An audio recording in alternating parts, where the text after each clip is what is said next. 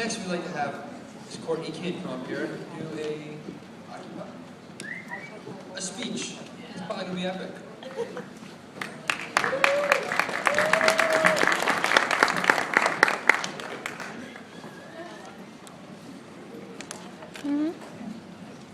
Thank you, Donnie. Good afternoon. Good afternoon. I want to congratulate you on the work that you have been doing today. Today is no easy task, and we do ask more of you yet still. But before you break off into your sessions, I want you to take a moment and forget about where you are. And I want you to think about your compassion, the love that you have inside, and your ability to care. Think about your strength of heart.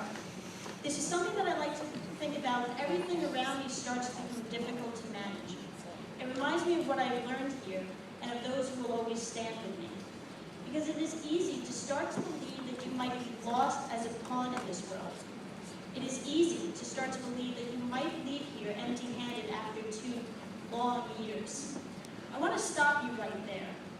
One of the most motivating things I've read is that society can still continue to grow with the absence of many professions. If you took away doctors and nurses, people would grow sick and possibly die, but society would go on. And if my professors would forgive me, if you remove teachers from society, people would still continue to learn, albeit at a slower pace.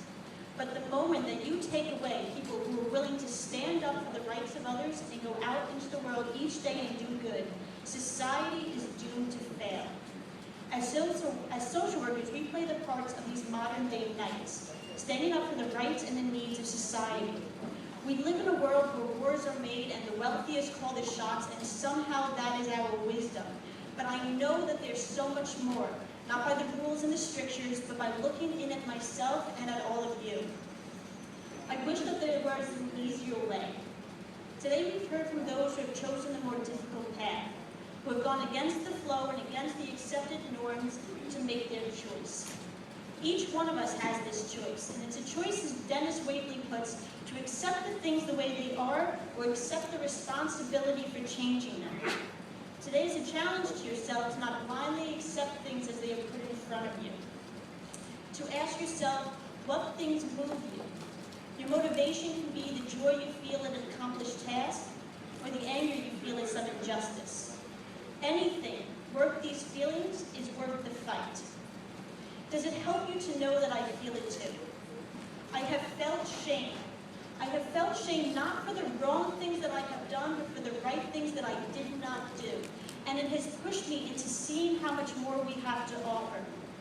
During the past 2 years, I have seen what we can accomplish with you by my side.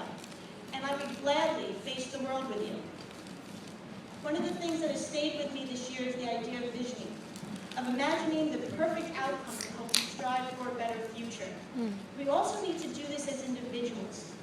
We spend so much time thinking about what the world could be like without also trying to imagine what our perfect self could be, to be the person and the social worker we envision ourselves. I hear and I see these struggles because they're mine as well. But I ask you to consider the possibility of what would happen if, despite our fears, despite the ease that it is to say that it could never be, if for once we saw all that something could be and we still did not disengage. If we did not run from our fears, and if we did not yield. Fear of losing what we have should never dictate what we stand for and what we go for. Standing for dignity, social justice, and human worth is what we vow to do in our profession. Our integrity to do so is perhaps our greatest asset.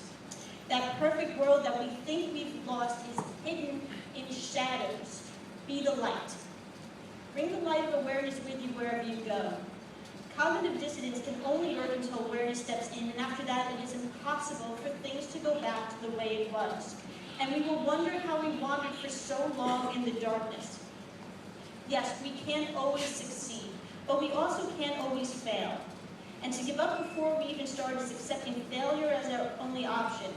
It is turning a blind eye and ignoring what is in front of us. But we can no longer afford to be a generation of apathetics who are more concerned with the status of our Facebooks than the status of our lives and those lives around us. We as a society have been silent. We have been silent because we are too tired, too overwhelmed, working multiple jobs to keep the status quo, fighting against unemployment. We have been kept silent, kept exhausted, because the tired do not question and the overwhelmed do not demand better. I know you're tired. I'm tired. I know you're overwhelmed and overworked, and I'm still asking you to care. I'm still asking you to be their voice and to find your voice. Now look around you. Each one of us has a common goal, but having an MSW behind your name doesn't automatically make your task complete. Do not be fooled into believing that you must always have the answers. We do not need to start with the solution. We need to be the movement. It is our job to stand up for those who cannot do it themselves, to stand for what you believe in. And even when the world is telling you to move, it is our job to say no. And in these times when it seems that the world is against you, I want you to remember this. I want you to remember the people beside you, for we must all stand together.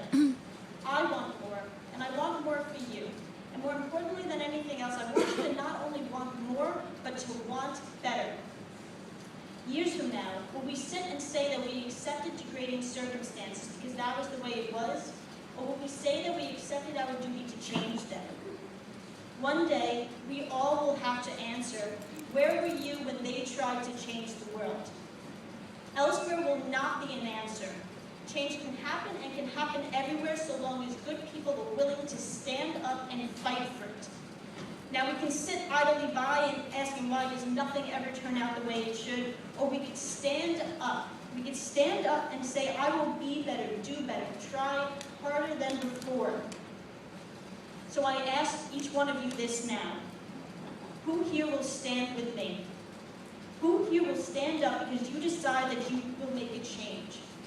I want you to get up out of your chairs this very moment if this is something that you can believe in. Get up right here and now if this is a life that you can believe in and work towards. Get up if you can say that I want to live a life that I can be proud of, that elsewhere will not be my answer. The time has come to see the world as it should be and to move towards making it this way. Now look around you again. Each one of us now has a common thread. We might be a group of individuals, and each individual is like a raindrop. Alone, we might fall and leave minimal mark, but together we have the force and the strength of a raging typhoon. No matter where you go or where you end up, you forever will have each other standing beside you, backing you up. Today we learned that social movements were not left in the 60s. It is not just OWS. It is today, it is here, it is now. Today we stand here as social movement. Your words into actions turn into change. It is now up to you to go forth and determine your cause. So now we are going to break you off into sections.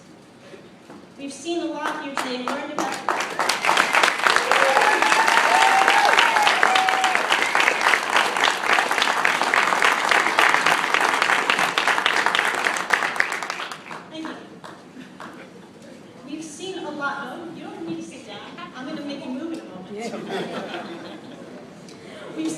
and learned a lot today about the social and economic injustice that have been described as the disparity of the 99% against the 1%.